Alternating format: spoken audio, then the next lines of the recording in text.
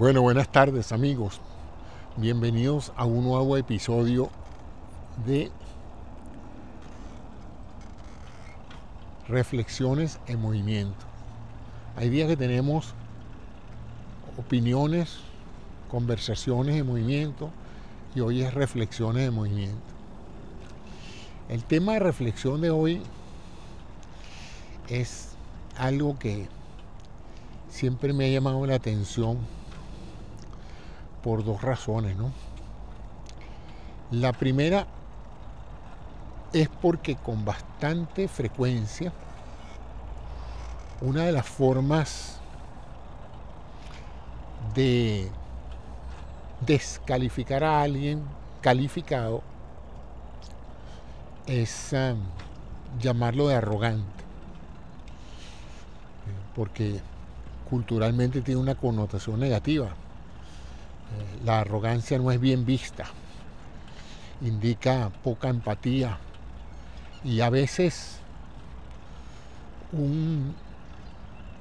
una visión demasiado exagerada de uno mismo, ¿no? Lo cual es verdad. La gente que tiende a ser catalogada como arrogante tiende a lucir, primero, muy segura de sí misma, segundo, muy poco empática, y tercero, que tienden a menospreciar el valor y la educación o los conocimientos de otros, ¿no? Por lo tanto, ante esa reacción social, ante una persona que proyecta seguridad en sí mismo, que habla constantemente de sí mismo y que, como dirían en Venezuela, se la echa de mucho, tiende a ser percibido muy negativamente, ¿no? También se ve mucho en los debates cuando una persona está imponiendo sus puntos de vista, bien sea porque tenga razón o bien sea porque pareciera que tuviera la razón, aún así es tildado de arrogante. Producto de ese rasgo de la personalidad que tienen algunas personas que son arrogantes, digamos entonces a partir de que hay personas arrogantes sin duda, está el otro extremo, ¿no? Hay personas que conscientes de ese aspecto negativo de la arrogancia, entonces se van del lado contrario, de la humildad, ¿verdad? De pretender ser lo que no son, tratando de empatizar o de hacer sentir a la gente mejor cuando tienen de una u otra manera que demostrar su riqueza, su inteligencia o su cultura. No todo el mundo sabe de todo. Lo más frecuente es que las personas se especialicen en algo. Los músicos en música, los religiosos en teología, los ingenieros en ingeniería y así sucesivamente. Los que han vivido más, pues tienden a tener más anécdotas y más experiencias. Los que están empezando a vivir, pues no tienen mucho que contar. Y vamos a hablar de una cosa que yo con frecuencia me pasa y me autocritico, pero no encuentro otro razonamiento. Y es que de quién va a hablar uno sino de uno mismo. Porque uno es el que conoce su historia, uno es el que genera sus propias opiniones. O sea que si uno no habla de sí mismo y de lo que ha vivido y de lo que sabe, entonces se va a limitar a no hablar sino de los demás. Lo cual también es muy criticable, ¿no? Que uno no diga nada de uno mismo y se dedique simplemente a opinar sobre los demás. Sobre todo cuando las personas que conversan con uno quieren saber cómo es uno y qué ha vivido uno y qué sabe uno. No quieren saber de los demás a través de uno, ¿no? Entonces cuando dicen es que él habla mucho de sí mismo, bueno, ¿y de quién más va a hablar? Va a hablar de su primo. Entonces la gente está escuchándolo para hablar de su primo. Otra cosa que dicen es que la gente que es muy arrogante habla mucho. Es verdad, dentro de ellos me encuentro yo. Es más, yo creo que en la mayoría de los casos las personas que me consideran un arrogante es probablemente por mi característica verborrea. Hay personas que tienen necesidad de comunicar, hay personas que no tienen ninguna necesidad de comunicar. Pueden pasar la vida escuchando a los demás. El problema con escuchar a los demás es que nunca los demás conocen el conocimiento de tu mente, de tus pensamientos. No saben de tus experiencias de vida. Y si tienes que contarlas, pues tienes que contarlas. Y si no las cuentas, pues los demás no las conocen. Entonces mueren contigo, ¿no? Mueren contigo. Hay personas que eso les parece bien y eso no hay nada malo alrededor. Pero calificar a una persona que comunica, porque es su deseo comunicar, como un acto de arrogancia, me parece también una arrogancia atribuirse la potestad de calificar a otro de arrogante. Entonces hoy me puse a revisar un poquito sobre el tema de la arrogancia. Si realmente es algo unidireccional.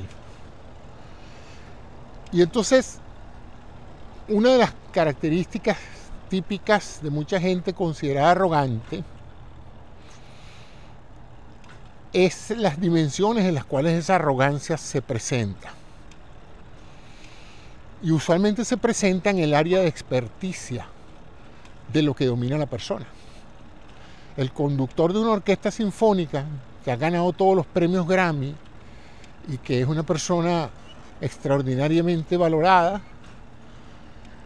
puede ser vista como arrogante cuando admite que es muy buen director de orquesta, o cuando habla extensamente sobre piezas musicales y sus conocimientos y sus viajes y las orquestas con las que ha tocado, y bueno, nos informa pues de su vida y de su estilo de vida. Como nosotros no estamos en esa condición, podemos ver como arrogante que él nos echa encima que nosotros no hemos conocido el mundo, que nosotros no hemos estado con personas muy importantes, que nosotros en cierta forma somos menos que él. Pero eso no es culpa de él. La percepción de que nosotros no somos menos que él la tenemos nosotros, no la tiene él. Él simplemente está relatando su vida. Él simplemente está expresando lo que sabe y lo que siente. Si nosotros nos sentimos mal por sentirnos menos que esa persona, es nuestro problema, es nuestro complejo de inferioridad el que nos hace ver a esa persona arrogante. Él no está haciendo nada en particular, sino comentar lo que es su parcela de la realidad, que es diferente a la de nosotros, ¿no? Entonces, todo tiene que ver con algo que yo he tocado en varios programas, que es la sensación de jerarquía social, dónde se ubica uno, ¿no? Una vez alguien me dijo que el colmo de la arrogancia era pretender ser humilde.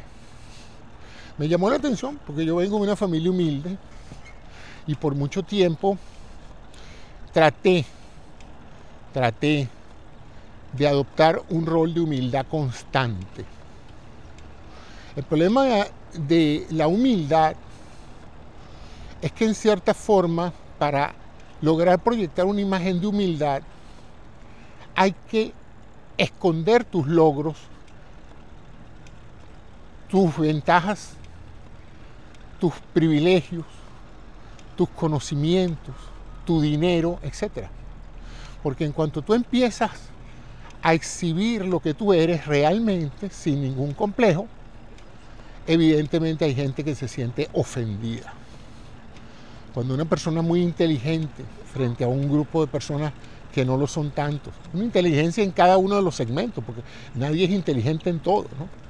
Pero vamos a poner que una persona que sabe mucho de matemáticas, en medio de un grupo de personas que no saben tanto como él, se introduce y les demuestra a los demás cómo se resuelve el problema y les dice, bueno, aquí vengo a decirles, no se preocupen, yo les resuelvo el problema, yo sé hacer eso, déjenme mostrarles cómo se resuelve ese problema. Y él lo hace como una expresión de sus capacidades y de sus conocimientos. Es más, lo hace, lo más probable es que lo haga generosamente para educar a los demás sobre algo que están teniendo dificultades de manejar. Entonces, ante ese acto de demostración de capacidades, hay dos reacciones de las personas que lo rodean. Una es agradecerle a esa persona superdotada o no superdotada, simplemente que sabe más matemática que otros, su paciencia y su actitud generosa de transmitir conocimiento, o resentir que la persona pudo resolver un problema que tú no resolviste, y entonces descalificarlo diciendo, tú no ves que ese tipo es un arrogante, aquí vino como que si él fuera un genio en matemáticas. Bueno, pero espérate, no resolvió el problema, sí, pero cualquiera lo hubiera podido resolver. Entonces, esa es otra de las típicas formas en que la psicología del ser humano opera, ¿no? Ante una demostración de superioridad en cualquier área, hay gente que admira y se beneficia de la superioridad de otra persona en un área específica, y hay gente que la descalifica. Entonces, he oído 3 frases que son los que me motivó a hacer esta reflexión de hoy. Primero, la inteligencia ofende. ¿Cómo le va a ofender la inteligencia? Al contrario, la inteligencia debería ser motivo de orgullo para cualquiera que la tenga y cualquiera que la exhiba. El problema es que para muchas personas la exhibición de la inteligencia es un acto de arrogancia. Es una forma clara de demostrar que esas personas son más inteligentes que los demás. Entonces, la inteligencia ofende, ¿no? Y hay otras frases, ¿no? La riqueza, ¿cómo fue que la leí hace poco? La inteligencia ofende, la cultura. Déjame revisar mis notas a ver, porque ciertamente no estoy gozando de una buena memoria hoy.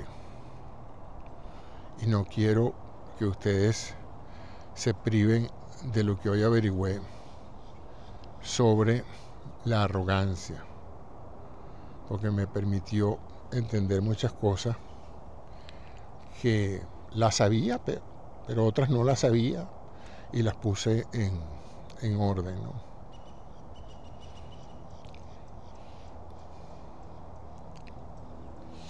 Fíjense, la frase que estaba por citarles a ustedes es: la inteligencia insulta.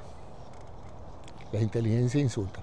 La cultura ofende y el éxito humilla. Entonces, cuando alguien demuestra su éxito en algo, hay gente que se siente humillada. Aquí vino ese arrogante a mostrarme la riqueza que tiene, los relojes que tiene, el automóvil que tiene, el dineral, la casa. Entonces hay gente que ese éxito económico o social los hace sentir humillados, los hace sentir poca cosa, ¿no? Entonces la pregunta en estos casos y la reflexión es: ¿quién es el arrogante y quién es el que tiene un complejo de inferioridad que usa la arrogancia como un pretexto para justificar su humillación o sentirse ofendido porque la otra persona es más culta? Y en vez de aprovechar su oportunidad de hablar y de conversar con una persona culta para adquirir más cultura, simplemente se regocija en la presunta o la supuesta arrogancia del que está hablando, demostrando una amplia cultura. Lo que pasa es que hay gente que disfruta ser educada, hay gente que disfruta autoeducándose, hay gente que disfruta aprendiendo, o por su cuenta o a través de terceros, pero hacen todo lo posible cada minuto de su existencia en este planeta de aprender muchas cosas.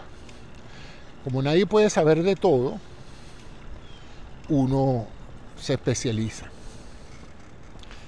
Y hay un efecto que es el Donald Kruger Effect, lo escribieron un par de psicólogos, que tiene que ver con la manera en que la gente que no sabe mucho de algo, a veces cree más que sabe de lo que sabe en realidad. Entonces apenas leen algo, apenas creen que interpretan algo, en vez de profundizarlo y entenderlo en su contexto general, salen de inmediato a pretender saber de algo que no saben. Eso se ha puesto muy de moda ahora, que hay tantos documentales, hay tantos programas educativos que permiten darle la sensación a quien los ve durante media hora o una hora que ya se graduó de biólogo, de astrónomo, de astrofísico o de lo que sea, ¿no? Que en vez de entender que sí se puede aprender mucho de un programa, de un libro, se puede aprender mucho. Uno no puede sustituir lo que representa una carrera de 5 o 10 años estudiando o 30 años de experiencia viendo un documental. Es un conocimiento periodístico lo que se tiene, suficientemente amplio para que uno pueda entender en la generalidad lo que se pretende entender, pero no tan profundo como para que uno se sienta un experto en el campo de eso. Lo que pasa es que a raíz del Renacimiento se puso como una meta social ser culto. En el pasado la inmensa mayoría sabía que no era culto y se sentía muy cómodos con la falta de cultura.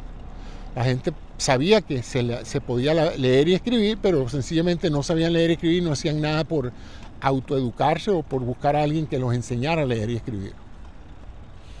Y como siempre ha habido la élite de personas que sí tienen una preocupación por ser educados y buscaban la manera de educarse. De tal manera de que esas son dos tendencias generales de la humanidad, ¿no? Las personas que quieren salir adelante y las personas que están cómodas, lo que ahora se llama modernamente tu zona de confort. Y yo imagino que el que nació esclavo, fue hijo de esclavo y tuvo hijos que terminaron siendo esclavos, su mundo era ese, ¿no? Y siempre vieron con respeto y con aceptación que otras personas fueran superiores a ellos. Y así pasaron generaciones y generaciones, ¿no?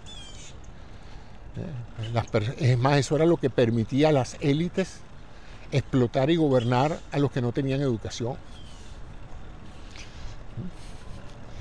Entonces, pero con la llegada del Renacimiento y ese vuelco que dio el hombre hacia la ciencia y a la cultura y a la experimentación, a la lectura, a la invención de la imprenta, etc., empezó a divulgarse el conocimiento universal y empezaron personas a adquirir conocimiento de dos formas. De una forma formal, a través de las escuelas y de las universidades, y a través de la forma autodidacta, ¿no? Leyendo libros. Hay mucha gente que ha aprendido varios idiomas leyendo diccionarios de otros idiomas. Es una cosa asombrosa. Yo no sé cómo alguien ha podido aprender otro idioma, pero había gente con esa enorme capacidad. Entonces, en ese momento que tú adquieres cierta destreza, cierto conocimiento, tú empiezas a diferenciarte de la gente que te rodea. Y empiezan un fenómeno interesante. El grupo empieza a reconocer tus méritos, lo que se llama la meritocracia. Empiezan a buscarte, empiezan a solicitar tu ayuda, tus opiniones, empiezan a buscar ser tus alumnos, tus aprendices, para que tú los entrenes y los eduques. Por esa parte empiezan a... Y por otra parte empieza una percepción individual de que uno no es igual a los demás. De que por más que uno quiere y se esfuerza por decir, es que yo soy igual que el otro, no eres igual que el otro. Date cuenta de que a los otros no los están buscando, a ti sí. Date cuenta que tú puedes resolver problemas y hacer cosas que los demás no pueden hacer. Yo no creo que Leonardo o Michelangelo dijera en un momento dado, no, es que yo soy cualquiera, yo soy uno más. Yo en realidad no soy un buen pintor, no soy un buen escultor, soy igualito que los demás. Y ahí es donde cabe esa frase de que eso sería el colmo de la arrogancia, que una persona que sabe tener la destreza para hacer obras maestras se pare y diga ante los demás que él es igual que todo el mundo. Es una pretensión de ser humilde cuando es más un acto de hipocresía, porque él en el fondo sabe que él es un maestro de lo que hace. Entonces fíjense que con esto les he dado un poco el fundamento de la reflexión de hoy, de cómo navegar en la vida en dos formas de enfrentar tus relaciones sociales. En una forma sincera, colaborativa, generosa, nutritiva, como la llaman ahora, donde tú te reúnes con las personas y si los ves interesados en saber de lo que tú haces, tú ofreces generosamente tu tiempo y tus conocimientos para que esas personas se eduquen. A lo mejor no es educarse, a lo mejor es simplemente contarles de un viaje que tuviste fabuloso. Yo tuve un tío que viajó mucho y nosotros chicos nos acostumbramos a cuando íbamos a las casas a que él nos contara de sus viajes, así como los viajes de Marco Polo. Entonces él nos contaba de todos los viajes que había visitado, los países, las observaciones que había hecho. Entonces, de nuevo, sobre el mismo tema central de la reflexión de hoy, yo podía decir dos cosas en una de esas reuniones. Oye, qué arrogante es mi tío, que vino hoy a hacer una exuberante demostración de las ventajas que él ha tenido para viajar, de los sitios que ha conocido, los lugares, de los museos que ha visitado. Eso hubiera sido un comentario que habla más mal de mí que de mi tío. Decirle un arrogante porque nos está contando sus viajes es básicamente demostrar que su cultura me ofende. Entonces, esto lo digo porque algunas personas que me escuchan me habrán oído en otras redes sociales hablando sobre este tema. Sobre el tema de la oportunidad de educar. Yo nunca, cuando tuve ningún profesor universitario, sentí que eran arrogantes. Pero oí a muchos de mis compañeros decir, pero qué arrogante es ese profesor. Y siempre pensaba, pero es bueno. Es arrogante porque dice y proyecta una imagen que no es verdadera o es bueno. No, él es muy bueno, pero es demasiado arrogante. Le digo, bueno, y entonces, ¿cuál es la idea? Que él literalmente proyecte la imagen de que él está al mismo nivel de nosotros cuando nosotros por algo somos sus alumnos y él es el profesor. O sea, eso no tiene sentido. Pero es interesante cómo el manejo de la psicología de grupo crea esa situación y es lo que hace que muchas personas sean muy hipócritas a la hora de esconder sus méritos, de no hablar, de no mostrar su estatus económico. Y muchas veces son descalificados cuando se les ocurren decir cosas que sí pasaron, que sí hicieron, pero que como están muy lejanas al alcance de los demás siempre piensan que se les está diciendo eso para humillarlos y para hacerlos sentir menospreciados, ¿no? Entonces ese es el tema de hoy, la arrogancia como un mecanismo de descalificación al exitoso, o al culto, o al inteligente. Se ha popularizado mucho ahora que hay toda esa psicología del coaching. Yo en una época pasé por mi vida tratando de ser bien humilde. Entonces, cuando alguien me preguntaba algo, yo decía, bueno, es que medicina es una carrera muy difícil, ¿no? Yo le decía, no, bueno, sí, es muy difícil, pero yo hago lo que puedo. Muy difícil, pero ahí voy, poco a poco. Y esa era la respuesta común de todos nosotros. Y tenía un compañero que siempre sacaba muy buenas notas. Y uno al salir de los exámenes siempre decía, bueno, Ali, ¿cómo saliste? ¿Cómo crees que saliste? Bueno, no creo que lo hice muy bien. Yo creo que en realidad no estoy muy seguro de haber pasado.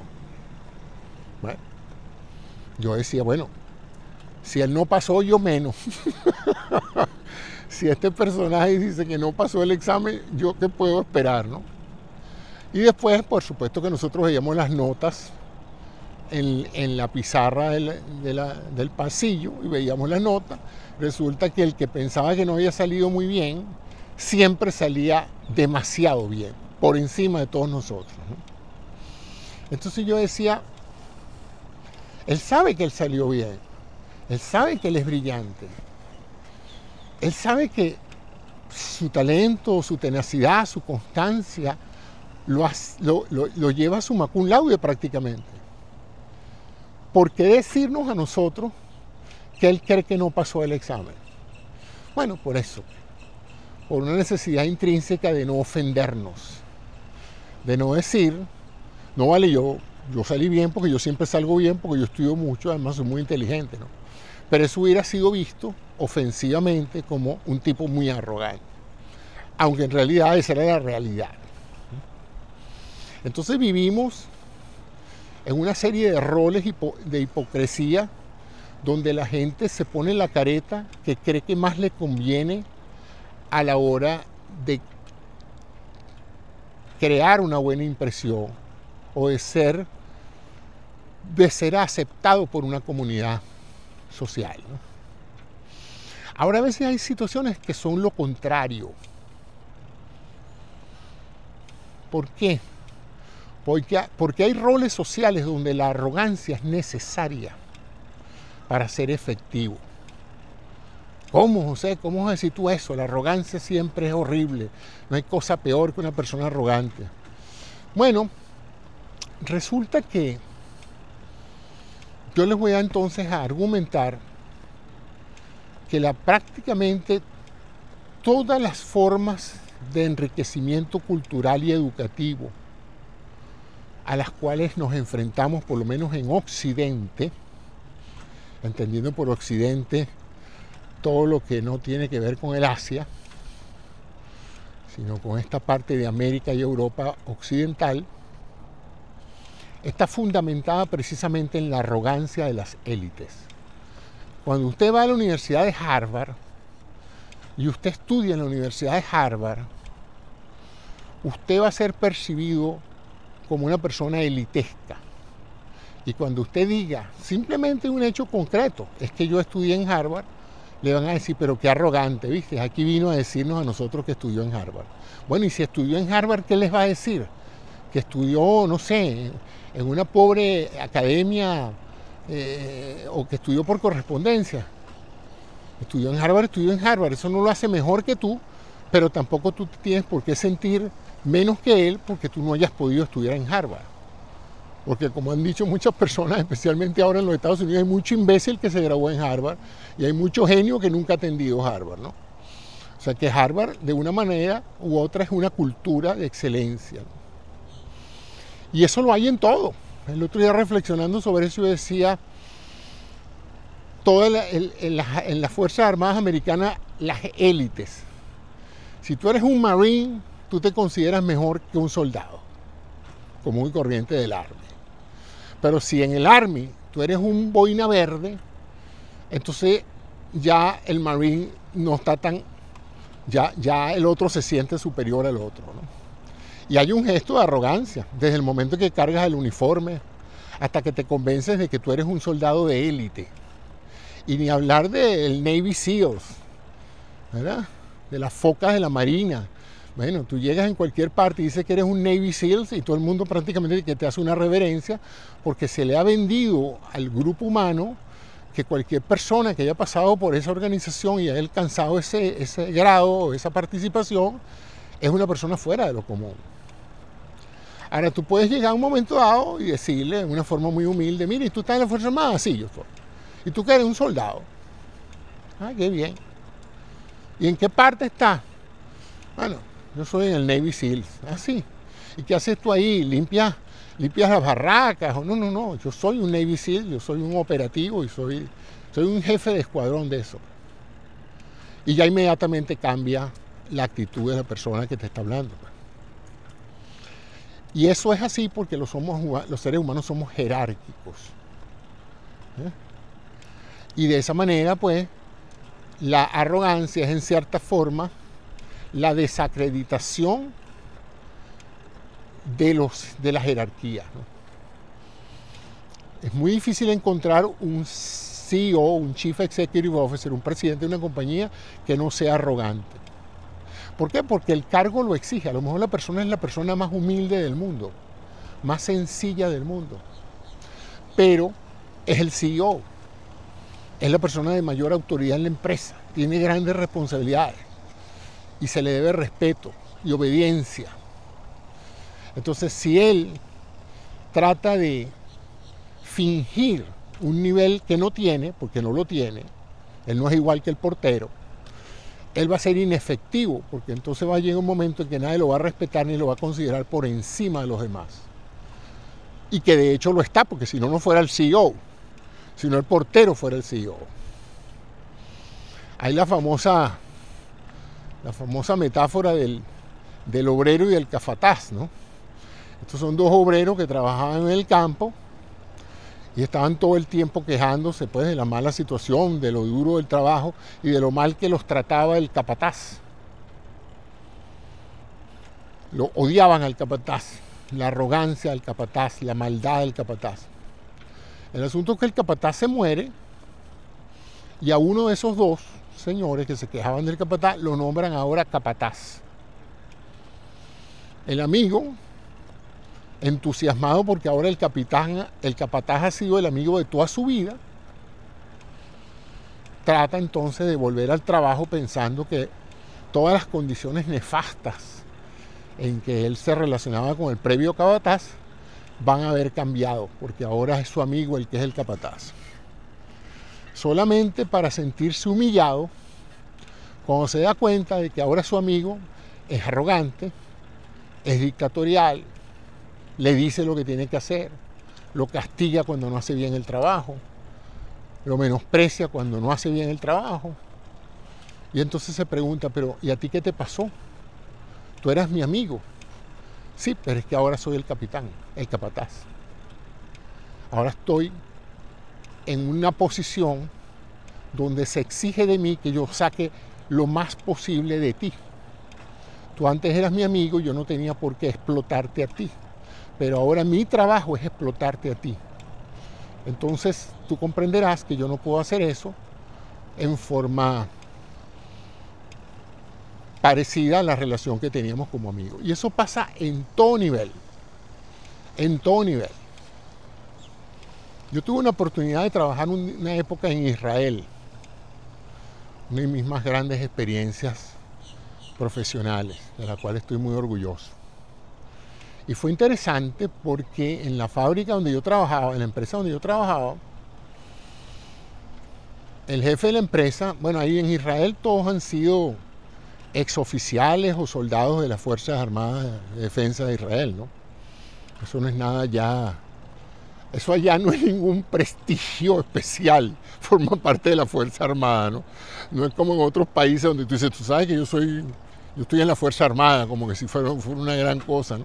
Tú dices eso en Israel y dices, hey, aquí todos estamos en la Fuerza Armada, así que no vayas a creer que eso es ningún tipo de categoría especial en la cultura social de Israel. Pero entonces interesante es que mi jefe me decía a mí que varios de sus empleados tenían mayor rango que él en el ejército. O sea que a la hora de la movilización, muchas de las personas a quien él dirigía por ser su jefe, lo iban a dirigir a él por ser sus superiores en el ejército. Y a mí eso me pareció tan interesante, esa relación de diferentes jerarquías, ¿no? En la empresa él era el jefe, en el ejército estas dos personas eran sus jefes. Y él tenía que obedecer. Y siempre me pareció algo fascinante, ¿no? Y yo le decía, ¿y cómo eres? ¿Y cómo manejas esa relación? Porque aquí Ellos te respetan porque tú eres el jefe de la empresa, tienen que obedecerte. Bueno, José, es que yo estoy claro, cuando yo soy soldado, yo soy obediente a ellos. Ellos son mis superiores, pero aquí yo soy su superior, ¿no? Entonces fíjense cómo cualquiera, el tema central de la reflexión de hoy es cómo es muy fácil llamar a alguien que tiene un dominio excelente de algo y lo demuestra arrogante por el simple hecho de hablar de eso, de demostrar lo que hace, de demostrar la vida que tiene, cuando es realidad todo lo que está diciendo. Donde yo sí creo que debe ser condenable la arrogancia es cuando la arrogancia es fatua, es decir, cuando la persona que pretende ser no es. La persona que pretende ser muy culta no lo es. La persona que pretende ser muy inteligente no lo es, pero actúa como que si lo fuera, ¿no? Y además de eso, de actuar como que si lo fuera, tiende a menospreciar a los demás para tratar de imponer su voluntad sobre la base de que los demás son inferiores a él. Eso sí es condenable, porque una persona que realmente sabe mucho de algo, sabe también las limitaciones de lo que sabe. Pero el que no sabe mucho de algo no las conoce, esas limitaciones. Entonces tiende a veces a hacer observaciones, opiniones y cálculos que no están bajo el dominio de sus conocimientos. Entonces, yo diría que para concluir, la arrogancia es un comportamiento social discutible, dinámico, que depende muchísimo de tu entorno social y de la manera en que las personas que te valoran como arrogante están realmente expresando y criticando un comportamiento tuyo que no es fácil, que no es beneficioso para hacerte efectivo como líder o darte reconocimiento, o la idea es básicamente menospreciarte y hacer dudar de tus verdaderos conocimientos y cultura simplemente para ellos no sentirse tan mal, ¿no? Y ahora que estamos en las redes sociales, esto se ve todos los días. En el pasado no se veía tanto porque cada quien tenía su claustro. La gente inteligente se rodeaba con gente inteligente. La gente vulgar se reunía con gente vulgar. O sea que no había mucha... La gente bruta se reunía con gente bruta. Y la gente que sabía de música se reunía con músicos. Entonces no había como mucha dificultad en haber abismos culturales o intelectuales entre una persona y otra en esos grupos. Pero salga usted a las redes sociales, donde usted está en una sala o en un chat room o en un evento social y hay gente de todo nivel. Hay gente que no sabe nada de nada y hay gente que no sabe nada de nada. Hay gente que dice, no, eso es insultante decirle a alguien ignorante. Bueno, es que todo el mundo es ignorante en algo. La ignorancia es una relación de no saber de algo y nadie puede saberlo de todo. O sea que a una persona que se considere más culta, inteligente y educada tiene que reconocer que ignora muchas cosas. Es más, eso es uno de los ejemplos clásicos de una persona educada, es saber la cantidad de cosas que ignora. En cambio, las personas que no tienen mucha educación no tienen ni la menor idea de lo que ignoran. Yo lo veo mucho en el área de la salud, donde ahora hay mucha gente hablando y opinando de cosas médicas, dando sus mejores teorías y sus mejores versiones. Y yo cuando los oigo digo, caramba, parece que realmente supieran de lo que están diciendo. A los oídos de alguien que no sepa medicina, que no sepa farmacología, que no sepa bioquímica, que no sepa clínica médica, lo que están diciendo luce como que si esa persona sabe mucho. Y él es muy humilde, José. Fíjate que él nos dice que los médicos en realidad no saben mucho de eso, que él es el que sabe de eso, ¿no? Y él es experto en eso. Y tú dices, pero es que lo que está diciendo no lo diría nunca un experto. Los hechos son los hechos, los datos son los datos y la ciencia ya tiene una serie de cosas que tiene aclarada lo suficiente como para no tener semejantes desvíos, ¿no? Entonces, ¿por qué este señor está diciendo eso? Bueno, porque él no sabe que no sabe. Él no sabe que no sabe. Pero actúa como que sí sabe. Y con una actitud humilde, hipócrita, entonces termina captando la simpatía de personas que les gusta ese formato de comunicación verbal. Pero cuando llega un médico o un especialista en bacteriología o en física, en lo que sea, y habla categóricamente y explica las cosas como son, aun cuando sean cosas que la gente no quiere escuchar porque contradicen sus principios y sus fundamentos que han creído toda la vida, tienen 40 años creyendo en algo que es falso. Entonces no es fácil para una persona que tiene una creencia sostenida durante 40 años que venga otro a decirle que todo eso que esa persona ha creído es mentira o no tiene bases, y hay cosas que son mentiras, pues simplemente no están soportadas por los hechos. Pero últimamente aquí se ha vuelto una situación difícil lo de que cada quien tiene su verdad. Hay cosas que son verdad, hay cosas que son mentiras y hay cosas que no se sabe si son verdad o mentira. Las tres coexisten, ¿no? Pero las cosas que son verdad, han sido demostradas una y otra vez en múltiples partes del planeta y han sido reconocidas por cualquier persona que domina el tema como verdades. Que pueden cambiar en el futuro, por supuesto que pueden cambiar, pero no porque han dejado de ser verdades, sino porque se entienden mejor los fenómenos y se hacen ajustes a eso que ya se conocía, ¿no? Cuando Einstein promueve la teoría de la relatividad, eso no descalificó la física de Newton. Simplemente documentó que la física de Newton funcionaba hasta cierto punto, hasta ciertas dimensiones, y que por encima de esas dimensiones se necesitaba otra forma de ver el comportamiento de la energía y la materia, y eso requería las ecuaciones de la relatividad. Las ecuaciones de la relatividad. Entonces, fíjense que en ese caso una teoría se expande, pero no determinada, no falseaba lo que se conocía. Hay otras en que sí se cambia por completo el paradigma. Se pensaba que un medicamento funcionaba, una vez que se probó en una mayor cantidad de gente o que se tuvo más datos, uno se da cuenta de que los datos originales no se pudieron reproducir y que la droga, aunque funciona, no funciona tan efectivamente y probablemente ya no se debe recomendar como se recomendó al principio. Eso puede pasar perfectamente. Pero lo que no se puede es pensar que porque la ciencia y la parte tecnológica constantemente hace revisiones de las verdades que considera válidas y útiles, cualquier cosa que alguien invente sin conocimiento alguno es también una verdad. Ese cuento de que tú tienes una verdad y yo tengo una verdad. Por una suerte que como somos todos iguales y hay que tener respeto, entonces si tú tienes tu verdad, yo tengo mi verdad. Tú tienes tu realidad, yo tengo mi realidad.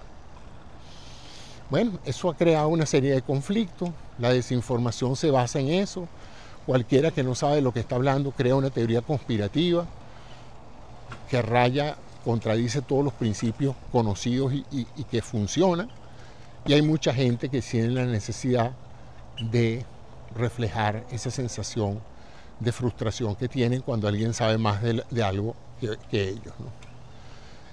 Y todo el mundo sabe algo más que otro. Cualquier persona, por humilde que sea, puede tener conocimientos y experiencias que hasta la persona más inteligente puede no haber tenido.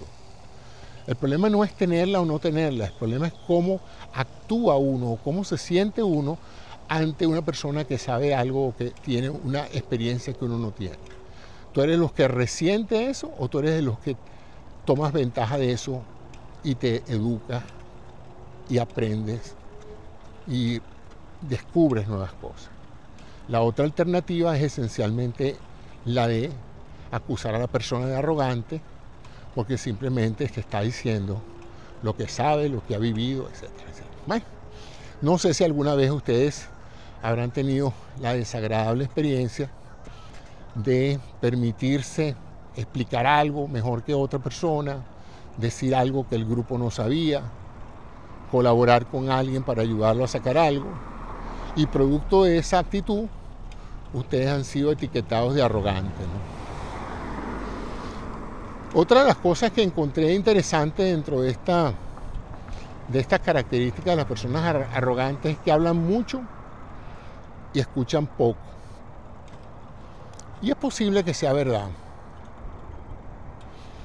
Pero hay otra realidad. Una persona que escucha mucho y no habla no se sabe qué está pensando, ¿no?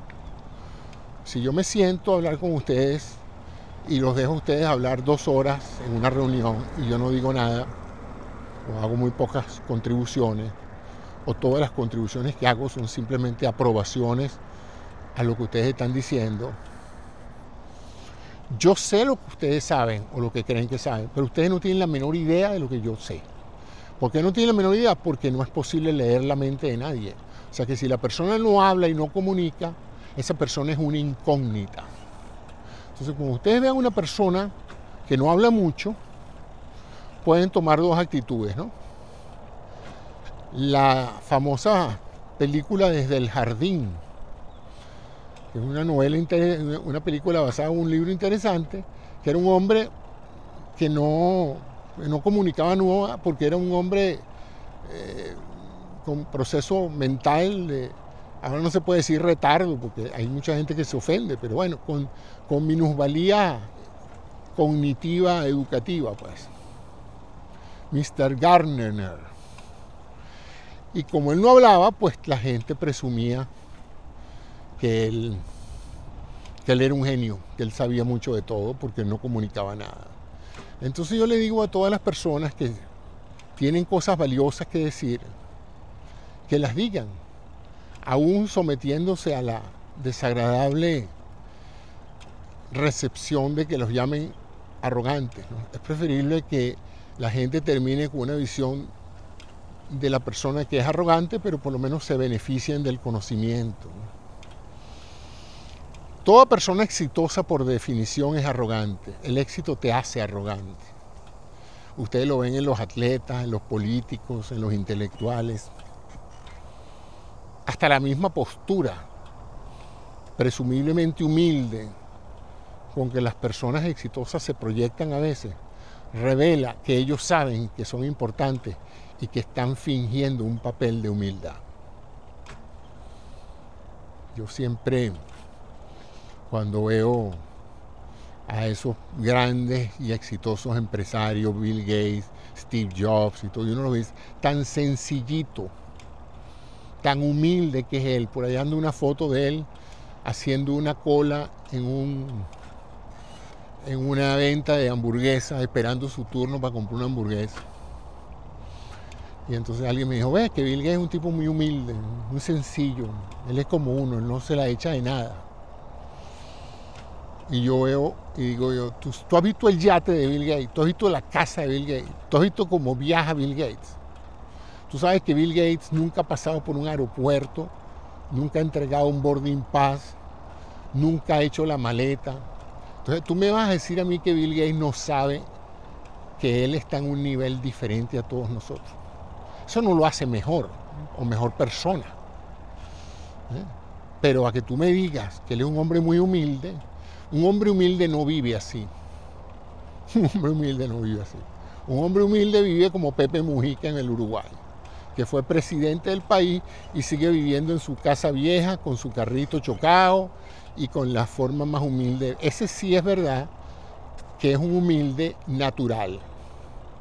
Ese no es rico y está haciéndose pasar por una persona común y corriente. No, él es una persona común y corriente con una cultura y una sabiduría brutal. Que, por cierto, solo se manifiesta cuando Pepe Mujica habla. Si él se sentara en cada reunión a escuchar a los demás, nadie se hubiera beneficiado de las extraordinarias ponencias, conceptos y observaciones que hace Pepe Mujica. Yo lo admiro muchísimo. Cada vez que lo oigo, digo yo, wow, qué asombroso hombre. Y no me siento menos que él, aunque lo soy. Soy mucho menos que él en materia de sabiduría, de conciencia política, de sensibilidad social. Pero celebro que él hable de eso. Entonces, bueno, esa es la reflexión de hoy. Ustedes dirán, ay, este está sentido porque lo llamaron arrogante. Ay, a mí me vienen llamando arrogante constantemente. Pero ya yo superé eso hace muchos años. Ya superé hace muchos años el complejo de esconder lo que soy, lo que pienso y lo que siento para complacer a los demás. No menosprecio a nadie. Sé lo que sé, pero también sé una aproximación de lo mucho que no sé. Me jacto de lo que sé. Me apena por lo que no sé. Cuando la gente me dice, ¿tú crees que te la sabes toda? Le digo, no, al contrario. Si yo te hiciera una lista de las cosas que yo no sé, quedarías asombrado de la cantidad de cosas que yo no sé. Y de las cuales me siento muy orgulloso porque me da margen para aprender más. Si yo sintiera que ya todo lo sé, pues me tendría que sentar, no sé, a jugar solitaria, ¿no? Pero prefiero sencillamente enriquecerme todos los días y usar cada año que me queda, cada momento que me queda, para aprender algo nuevo todos los días. Una destreza nueva, una palabra nueva, un concepto nuevo. Ahorita estoy metido de cabeza en la inteligencia artificial. Pienso que cualquiera que no esté metido de cabeza ahorita en la inteligencia artificial, hasta por curiosidad, está perdiendo una oportunidad extraordinaria de empezar a visualizar el futuro que viene. Pero recuerdo y reconozco que no todo el mundo tiene el tiempo, la disposición o el interés. Que hay gente que su tiempo decide gastarlo de otra manera y eso no tiene nada de malo. Eso no tiene absolutamente nada de malo. El no saber de inteligencia artificial, el no conocerla, el no usarla, no lo hace a usted menos que nadie. Pero cuando alguien hable de eso y demuestre sus capacidades, no se sienta usted tan ofendido. No están tratando de hacerlo sentir menos que otra persona. Están simplemente explicándole cosas que a lo mejor usted no sabe.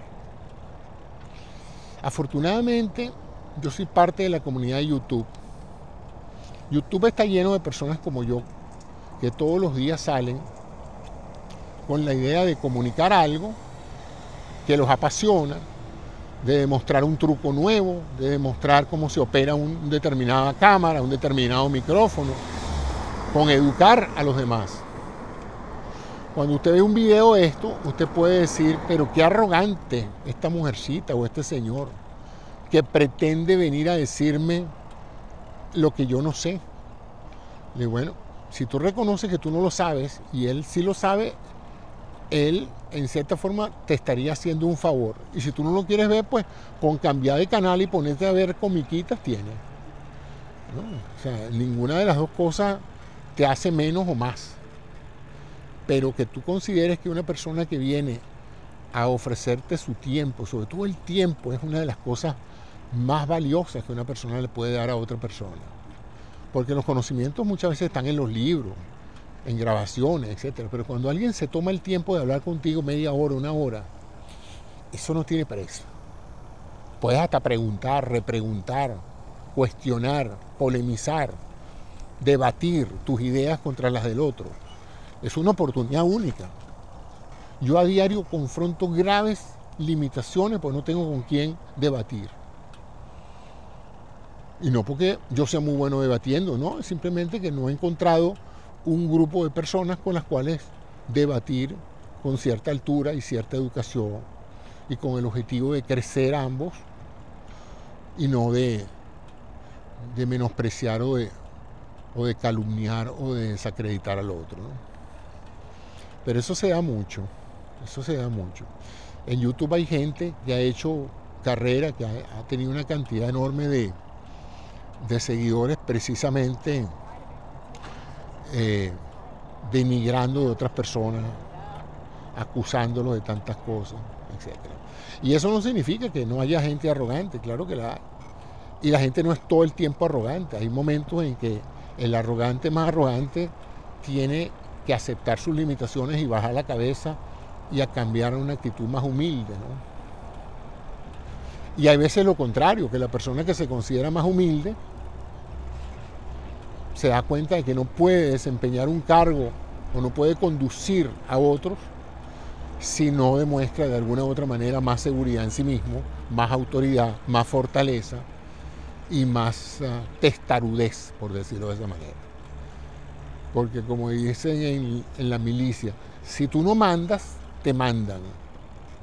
O sea, si tú en una posición de liderazgo no conduces, tiendes a ser conducido tarde o temprano. Porque los liderazgos emergen cuando hay un vacío de liderazgo.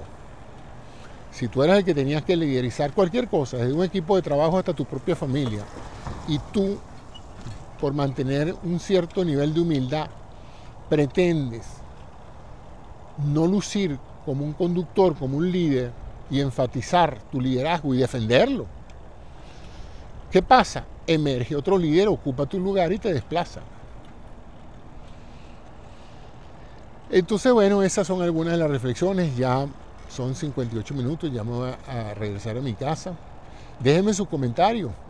¿Consideran ustedes que soy un arrogante? Estoy seguro que sí. ¿Por qué? Pregúntense por qué. Yo no me considero nada excepcional. Soy simplemente una persona que ha estudiado mucho, muchísimo estudiado. He hecho de mi vida el estudio del aprendizaje. Pero es más las cosas que no sé y los campos que no domino, es más los campos de los cuales no sé absolutamente nada. Por ejemplo, yo de música no sé nada. No solamente de música, composición o lo que sea, instrumental. Es que no sé ni siquiera cultura musical. No sé nada de la salsa, no sé nada de los cantos gregorianos, no sé nada de nada. Yo soy un ávido televidente de la cata musical de un joven Muñoz, que es un genio musicólogo y que me educa sobre la música. César Muñoz. No se pierdan ese podcast, su show tipo brillante venezolano, que sabe de música muchísimo, pero más importante que lo que sabe de música es lo bien que prepara sus programas, lo bien que comunica, lo bien que explica, y uno al final no tiene menos que sentirse afortunado de que este joven le dedique a uno horas de horas, porque hace un programa de 10, 15 minutos o media hora en YouTube puede tomarle a él 3, 4 días de trabajo, por lo cual no recibe nada de eso. Algunos ganan mucho dinero, pero la mayoría, yo no gano nada, un centavo con estos programas. Pero César Muñoz les puede explicar mucho más. Y así, tanta gente. Neil deGrasse Tyson, mi astrofísico personal. Todo lo poco que sé de astrofísica se lo veo primariamente a la serie Cosmos. Y luego estoy tratando de acordarme del nombre. Pero sí me acuerdo del nombre de Neil deGrasse Tyson, un astrofísico norteamericano que ha sido un extraordinario educador y promotor de la astrofísica para la gente común y corriente como yo. Entonces celebren esta etapa de la vida en que la comunicación se ha democratizado, la educación se ha democratizado, el conocimiento también. Es muy fácil autoeducarse en estos momentos, aprender nuevos idiomas, aprender matemática, física, cultura, filosofía. Yo pasé más de la mitad de mi vida sin saber nada de filosofía, nada. Y a través de varios programas de filosofía excelentes que hay en la red, he aprendido una que otra cosita, no mucho todavía, y me beneficio cuando escucho a un filósofo hablar de filosofía, de las escuelas filosóficas. Entonces, bueno, eso es así. Y cada vez que veo estos personajes, jamás se me ocurriría, no importa el tono de voz con el que hablara, decir que esa persona es arrogante porque se cree que se la sabe mucho de filosofía. Yo no tengo esa capacidad de saber si sabe mucho de filosofía. Yo presumo que esa persona, por sus credenciales, sabe algo de filosofía. Pero estoy seguro de que habrá muchos filósofos que escucharán a una de estas personas y dirán: no, José, él no sabe nada de filosofía. Todo eso que te dijo no es así como él lo dijo. Bueno, perfecto. También me enriquezco de la diversidad de opiniones. También me enriquezco y nos enriquecemos todos de la crítica constante. Y yo invito a la gente que me escucha a que si siente que hay algo que yo dije que no es correcto o que piensan que no es correcto, que me lo digan y que me expliquen por qué no, así yo aprendo. Yo estoy seguro que yo voy a decir muchos disparates de vez en cuando. Primero porque estos programas son, como ustedes saben, espontáneos, improvisados. Yo no tengo guión ni nada, dependo mucho de mi memoria. Pero también uno comete errores. Uno tiene una cantidad de sesgos que definen muchas tendencias a pensar de una manera u otra, de acuerdo a tus circunstancias. Pero la búsqueda de la verdad está allí. La pasión por el conocimiento, por la excelencia, por ser cada vez mejor, está allí. Y eso es lo importante. De lo contrario, uno es un mediocre. Y la mediocridad es un problema también, cuando las personas se conforman con lo poco que saben o con lo poco que han aprendido y simplemente eso los satisface y dedican su vida al entretenimiento sin propósito, ¿no? Pero como cada quien tiene la total libertad y derecho de vivir como quiera, eso también es respetable. Se puede hablar de eso, se puede decir de eso, sin que sea visto como una crítica, simplemente como una observación. Cuando uno dice fulanito es bajito, no es una crítica. Si fulanito tiene baja estatura, es bajito. Ya está. No tiene por qué sentirse mal él. El que es alto también puede sentirse mal porque es alto. El que es blanco por el color de su piel, el que es buen mozo, el que es atractivo, la mujer que es bella y la mujer que es fea. Bueno, la mujer fea sabe que es fea. El hombre feo sabe que es feo. La mujer bella sabe que es bella. Entonces pararse frente a un auditorio a decir que yo no soy nada bella. Señorita, le acaban de votar Miss Universo. Usted es la mujer teóricamente más bella del universo. ¿Cómo va a decir usted que usted no es nada bella? Falsa modestia, falsa modestia. Pero a la gente le encanta a veces la falsa modestia. Porque si ella dice, yo debo ser la mujer más bella, porque aquí hay 120 concursantes, y si me eligieron a mí debe ser porque los jueces pensaron que yo era la más bella, ¿no? Entonces negar esa realidad para complacer a la gente no tiene como mucho sentido. Pero bueno, yo me acuerdo mucho en una de las entregas del Oscar hace muchos años, que siempre se estila que cuando alguien recibe el Oscar, la persona se para frente al podio y dice, bueno, yo quiero agradecer, en realidad yo no me merezco este Oscar, yo esta película, imagínense ustedes, yo no pensaba que iba a ganar. Me provoca decirle, si tú no pensabas que iba a ganar, ¿qué estás haciendo aquí en esta reunión? Te hubieras quedado en tu casa porque tú no ibas a ganar, ¿no? Pero bueno, y entonces decían, siempre dicen, yo no, los otros actores que concursaron todos míos son hasta mejores que yo. Ay, son mejores que tú porque te dieron el Oscar a ti, no a ellos. Pero bueno, pasa mucho eso. En ese año que lo vi, que no sé cuál fue, uno de los actores se montó en la tarima, agarró su Oscar y dice, yo sí estoy muy contento de haber ganado el Oscar porque yo sí fui el mejor actor de este año como protagonista. Y no porque lo diga yo, sino porque lo dijo la academia. Se rió, levantó el Oscar y listo.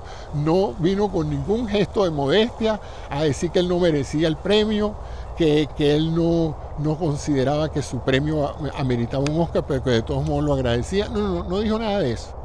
Dijo, yo sí me merecía este Oscar y me lo gané. Y todo el mundo lo aplaudió. Y yo me acuerdo de haber pensado, bueno, este es el único sincero que ha llegado ahí a decir lo que en realidad piensa, porque los demás siempre vienen con esa falsa modestia a tratar de hacer creer a la audiencia de que ellos no aspiraban a ganar. Todo el mundo aspira a ganar. Hasta mañana, pues. Chao.